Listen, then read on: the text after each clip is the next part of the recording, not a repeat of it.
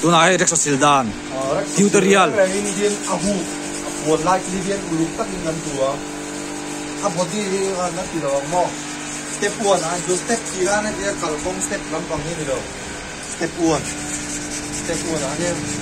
uluk dia kan dulu min dal dia tu nam juga nam beng me ah bo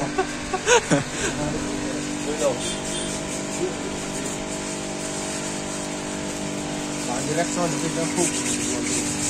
ini itu mega direction ini hook ada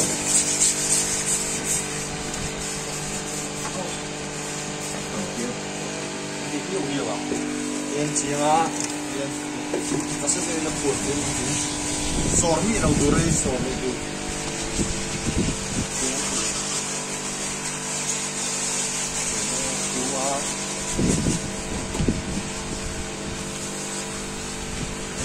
상주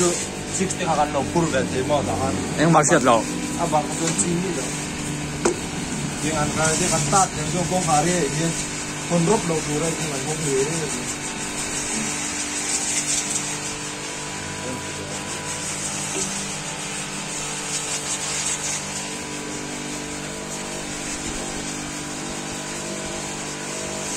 มันพอตัวเมียเตียงคุกตักที่มออารมณ์มันจนร้างสักเถื่อเฮ้ยรำเฟลันเจียงจ้าอารมณ์ตัวนี้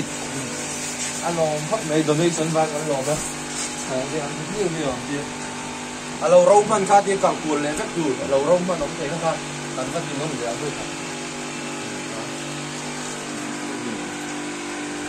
ตก